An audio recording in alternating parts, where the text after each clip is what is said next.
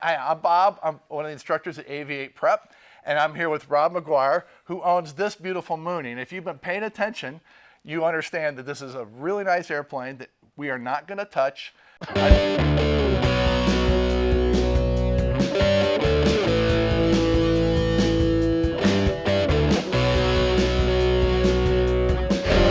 It's my understanding we have to wear white gloves when we get in the airplane and not touch anything. It's your baby, right? Don't slam the door. Don't slam the door. He's very particular about how you get in it, so just make sure you watch. There's a step process, right? Yep. Fred Astaire's got nothing on you on advanced steps getting this airplane, and we're just going to go have fun. We're going to fly it over Ocala, and hopefully you'll come along for a ride, and we'll have a good time experiencing something that not a lot of people get to do.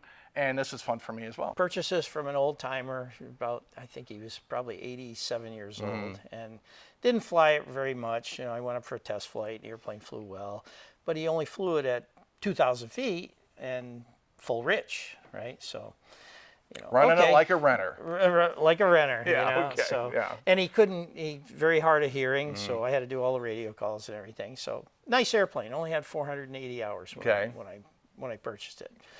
Did you know he was running rich and well, I just noticed it when we were flying, right. no leaning techniques. We just went up for a quick test flight. Gotcha. So I purchased it from him. This was up at Nashville, John Toon Airport. And I hop in it after, buying the airplane. And I'm flying down to here, Melrose, Florida.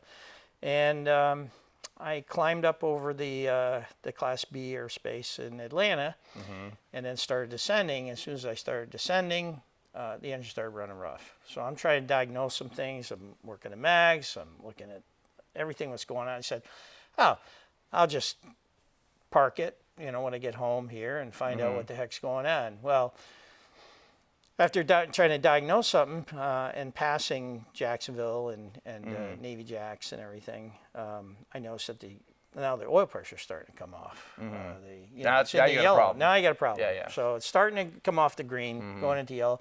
I turn around and I head back to the airports that I know I've just passed, and I bring the airplane to idle, and about 30 seconds later, the whole motor came apart. Just grenades. Number 4 bearing spun. It took out the case and, the oil on the windscreen at all? Nope. Okay. No, all the oil had pretty much left the airplane. What had happened is the valve guides on the number 2 were constricted. That you've heard of that early morning thing, morning sickness with Lycomings. Well, this valve got restricted, and that's what was causing it to run rough.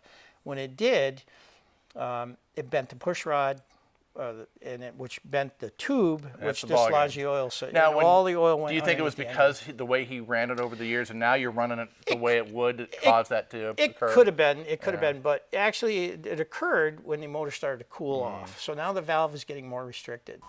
Mayday, mayday, mayday. November 2155 Papa, emergency engine out. 2155 Papa, Jacksonville approach on guard. Say your position. Okay, we're just south of NAS. I've got another airport to the left of me. I'm not sure what it is, and I'm heading right for it. 55 Papa, when able, fuel on board, sole remaining, if able. The funny part about that story was, I'm coming in for a landing, and the controller, I'm trying to just figure out where I'm going and what's available. I was at about 6,500 feet and about 8 miles from the airport with a tailwind coming from Nashville. Now I'm going into a headwind. I made the boundary of the airport, and before I did, the controller tells me, be aware there's a cable. I don't need a cable. Number 2155 Papa, no need to acknowledge. Duty runway 9 has a 2,000-foot cable raised near the approach end. You're clear to land any runway. The current winds are 300 at 6. It's about 1,500 feet, and it looks like I've set up pretty good here. Roger. I don't need a cable. I know that, it's raised. Okay. Do you know which runway you're going to land on? 9.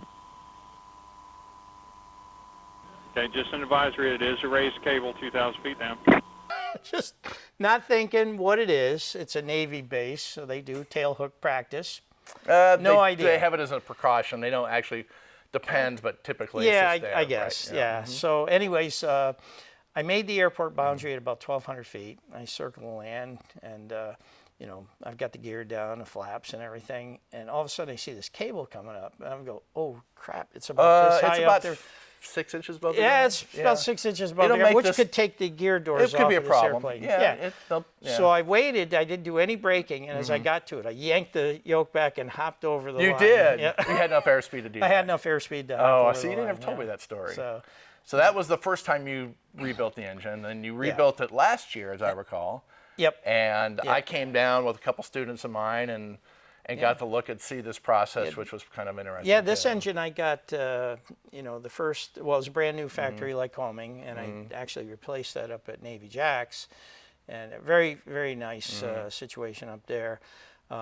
And I had 1,950 hours on this engine, and it started making metal, so I had to. You had to do something to about pull it. it. Now, Yep. how did you get into the mechanic side of this thing? When I first started flying, and I bought my first Mooney, I worked for, I had a broken ring. I did a compression check, and a nice old mechanic up in Southbridge, Massachusetts, where I was based at the time, told me, look, I'll pay for the parts, you do the work, and you could get your A&P with the hours that you put into my shop. You work it off, you know, for me, and work, you know, whenever you want. That's really cool. And I was working a 3-day work week in information technology, so I worked for him part-time, and that's how I got my A&P license. And you've had a Mooney ever since. I've had a Mooney ever since. And you're not going to never have a Mooney. Hopefully, hopefully. Well, you're only, what, 48 right now? Yeah, How many more years do you think you have left in you flying-wise? well, at least 10. yeah. Yeah, I'm hoping I have at least 10 more Yeah. years. And With so, this girl right here. Yep. I'll Yeah. keep this airplane. It's more, look, I've got it decked out. the How way many I hours want. do you have flying this airplane now? This airplane? Yeah. Oh my God. I have, well, I've got over 2,000 hours Yeah. in this airplane. Dream of becoming a pilot one day but don't know where to start? How to Become a Pilot is your ultimate guide. This book breaks down everything you need, from private pilot to airline transport pilot. With the right knowledge, you can do it and save money. How to Become a Pilot will show you how. Enter your email, and Aviate Prep will send you a free copy.